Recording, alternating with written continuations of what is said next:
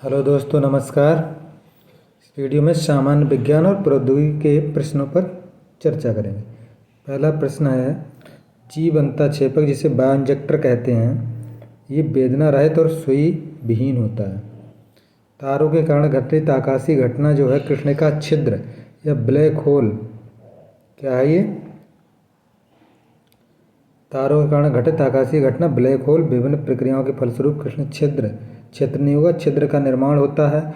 इस कृष्ण छिद्र से किसी भी प्रकाश का पलायन नहीं होता, इसलिए इसे देख नहीं सकते।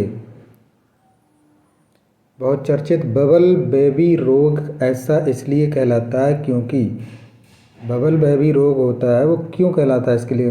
क्योंकि रोगग्रस्त जो शिशु होता है उसके लार से वो बुलबुले बनाता है। ब्लू बेबी सिंड्रोम एक ऐसी स्थिति है जो कुछ शिशुओं में जन्म के कुछ समय बाद ही शुरू हो जाती है। इस बीमारी में त्वचा का रंग नीला पड़ जाता है, जिसे साइनोसिस कहते हैं, और स्किन के नीला पड़ने पर त्वचा पतली होती है। और आमतौर पर इस बीमारी में होंठ, कान और लोब्स नाखून के बड्स भी प्रभावित होते हैं।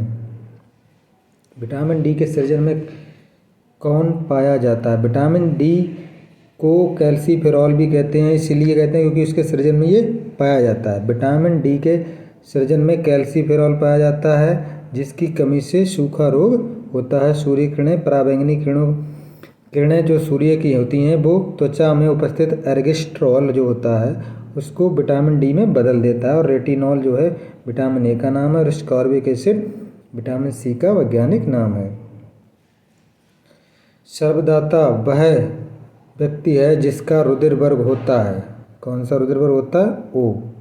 रुधिर वर्ग के विषय में जानकारी देने वाले पहले वैज्ञानिक जो थे कार्ल लैंडस्टीनर, जिन्होंने 1902 में इसकी खोज की थी। इन्होंने रुधिर को इसकी एंटीजन एंटीबॉडी प्रतिक्रिया के आधार पर 4 समूह विभक्त किया था। Group A, group B, group A B या ग्रुप ओ, 4 समूह बनाए थे। ग्रुप ओ जो होता है वो की खोज जो है कास्टेलो और स्टर्ली ने की थी। इसमें एंटीबॉडी ए बी उपस्थित रहते हैं परंतु एंटीजन अनुपस्थित होता है। ओ ब्लड ग्रुप का व्यक्ति किसी भी व्यक्ति को रुधिर या रक्त जो होता है वो दे सकता है, इसलिए सर्वदाता ग्रुप कहा जाता है रुधिर। सूची 1 व सूची 2 का सुमेल कीजिए। इसमें क्या हो जाएगा? हार्मोन्स क्या है इसमें? हार्मोन्स है टेस्टोस्टेरोन, एंजाइम लाइपेज हो गया, फास्फोलिपिड क्या हो गया?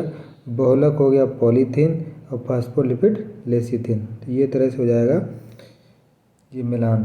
वायुमंडल में ओजोन परत क्या कार्य है? पराबैंगनी विकिरण से पृथ्वी पर जीवन की रक्षा करना, ये है हमारे ओजोन का कार्य। सूची 1 और सूची 2 को सुमेल कीजिए। इधर है lactic acid, acetic acid, citric acid, butyric acid, और दूसरे इसमें स्रोत होता है। लैक्टिक एसिड हमारा मिलता है कहाँ? दूध में, तो इसका 1 नंबर हो जाएगा। एसिटिक एसिड कहाँ होता है? सिरके में, इसका 2 नंबर हो जाएगा। साइट्रिक एसिड मिलता है नींबू में, ये 3 नंबर हो जाएगा। और ब्यूटारिक एसिड दुर्गंध युक्त मक्खन में, ये 4 नंबर हो जाएगा। तो लैक्टिक एसिड कहाँ हो गया? सिरके में, लैक्टिक एसिड सॉरी दूध में, और एसिटिक अम्ल जो हो गया वो सिरके में, साइट्रिक अम्ल जो हो गया वो नींबू में, और ब्यूटारिक अम्ल दुर्गंध युक्त मक्खन में। मानव शरीर में विटामिन ए संचित रहता है। कहाँ संचित रहता है विटामिन ए? यकृत में। मानव शरीर में विटामिन ए यकृत में संचित रहता है। वसा में विलय ये विटामिन शरीर की वृद्धि में सहायता करता है तथा शरीर में ऊतकों को स्वस्थ बनाए रखता है। इसकी कमी से श्वास नली तथा पाचन नली की उपकलाएँ रुग्ण हो जाती, बीमार हो जाती हैं। इसके अतिरिक्त रतौंधी, आँखों का स्वस्थ ना होना, कार्निया में श्वेत फुल्ली पड़ना और दृष्टि समाप्त हो जाना इत्यादि रोग होते हैं। आँखों का स्वस्थ ना होना, यहाँ पर हो जाएगा ना होना, आँखों का स्वस्थ ना होना। डब्बा रहित स्टील बनाने में किसका यूज होता है? डब्बा रहित स्टील बनाने में लोहे के साथ साथ और किस चीज़ का प्रयोग होता है? क्रोमियम का। स्टेनलेस स्टील बोलते हैं इसे। बनाने में लोहे के साथ क्रोमियम प्रयुक्त होता है। और ये मिश्र धातु होता है। इसमें प्रयुक्त धातुओं का संगठन जो है आयरन 89.4 4%, क्रोमियम 10%, मैग्नीज 0.35%, कार्बन 0.25%। वह सीमा जिसके बाहर तारे आंतरिक मृत्यु से ग्रसित होते कहलाती है, क्या कहलाती है वो? चंद्रशेखर सीमा। भारतीय मूल के अमेरिकी वैज्ञानिक बी एस चंद्रशेखर की खोज के आधार पर नामांकित चंद्रशेखर सीमा तारे की मृत्यु से संबंधित है। इस सीमा के बाहर तारे मृत्यु को प्राप्त करते हैं। निम्न में से कौन सुमेलित नहीं है? एनीमोमीटर वायु की चाल नापी जाती है, अमीटर से विद्युत धारा नापी जाती, टैक्योमीटर से दाब नापा जाता है, नहीं नापा जाता है, सॉरी, पायरोमीटर से उच्च ताप नापा जाता है। तीसरा ही गलत है, ये तीसरा वाला गलत है। टैक्योमीटर का उपयोग वायुयान मोटर नाव की गति ज्ञात करने के लिए किया जाता है। निम्नांकित में से कौन अंतरिक्ष शब्दावली से संबंधित है? अंतरिक्ष शब्दावली टेलीमीटरिंग, भारीनता, बाइट। बाइट जो है कंप्यूटर से संबंधित है। इनमें से कौन अंतरिक्ष शब्दावली से संबंधित नहीं है? सॉरी, यहाँ पे होगा नहीं, संबंधित नहीं है। बाइनरी इकाई जो है वो आरंभिक अंतिम अक्षरों से बने संक्षिप्त शब्द 0 और 1 से बिट कहा जाता है इसे। और ये कंप्यूटर सबसे छोटी इकाई है। 8 बिटों से बनने वाले अक्षरों को बाइट की संख्या दी जाती है, जिस जगह अन्य शब्द अंतरिक्ष जगत से संबंधित हैं। तो इसमें नहीं आ जाएगा, कौन सा नहीं है संबंधित? सूची 1 और सूची 2 को सुमेलित कीजिए। शुष्क बर्फ क्या होता है? ठोस कार्बन डाइऑक्साइड, तो ये हो जाएगा 1 number. Gene therapy, gene therapy हो जाएगी हमारी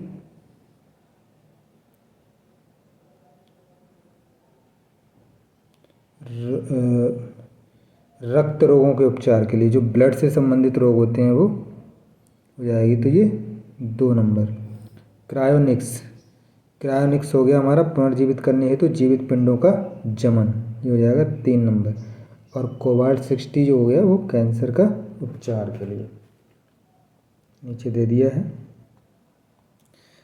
इसको ठोस कार्बन डाइऑक्साइड को शुष्क बर्फ कहते हैं। जीन थेरेपी से हम रक्त के रोगों का उपचार करते हैं। क्रायोनिक्स से पुनर्जीवित करने हेतु जीवित पिंडों का जमन करते हैं। और कोबाल्ट 60 का कैंसर में उपचार किया जाता है। पारसिक इकाई किसकी है? ये दूरी की एस्ट्रोनॉटिक यूनिट होती है। और पारसिक दूरी की इकाई है। पारसिक पैरालैक्टिक सेकंड का संक्षिप्त रूप है। और 1 पारसिक बराबर 3 × 10⁶, 3 × 10⁶ मीटर होता है। मनुष्य की आंख में प्रकाश तरंगें किस स्थान पर स्नायु उद्वेगों से परिवर्तित होती हैं? तो ये होता है हमारा लेंस। किसी भी वस्तु से चलने वाली प्रकाश किरणें कार्निया तथा नेत्रोज से गुजरने के बाद लेंस पर आपतित होती हैं तथा इससे अपवर्तन होकर कायम द्रव्य से होती हुई रेटिना पर पड़ती हैं। रेटिना पर वस्तु का उल्टा, छोटा व वास्तविक प्रतिबिंब बनता है। उल्टा बनता है, छोटा बनता है और वास्तविक बनता है। ये बहुत तीनों चीज़ें पूछी जाती हैं। साइक्लोट्रॉन किसको त्वरित करने के लिए प्रयोग किया जाता है? त्वरित मतलब उसकी स्पीड बढ़ाने के लिए, तो आयन को। साइक्लोट्रॉन एक कण होता है जो त्वरण मशीन है, जिसमें आवेशित कण वृत्ताकार पथ पर घूमते हैं। इसमें प्रोटॉन, अल्फा कण, न्यूट्रॉन आदि के वेग से उच्च वेग उत्पन्न होता है। यह आयन को त्वरित करने के लिए प्रयुक्त होता है। जल के आयतन में क्या परिवर्तन होगा यदि तापमान 9 डिग्री सेल्सियस से गिराकर 3 डिग्री सेल्सियस पर कर दिया जाए? कि 4 डिग्री सेल्सियस पर सबसे ज़्यादा तापमान होता है। तो जब टेम्परेचर 9 से नीचे आएगा तो पहले तो आयतन 4 डिग्री सेल्सियस पे आयतन जो होता है वो अधिकतम होता है।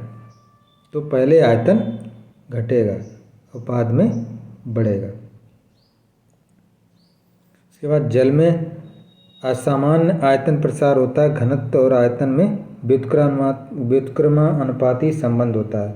तो घनत्व जो आयतन में, तो 4 डिग्री जो सेल्सियस जो होता है टेम्परेचर, तो उस समय पानी का घनत्व सबसे अधिकतम होगा। तो जब सबसे अधिकतम होगा घनत्व, तो आयतन जो होगा वो न्यूनतम होगा।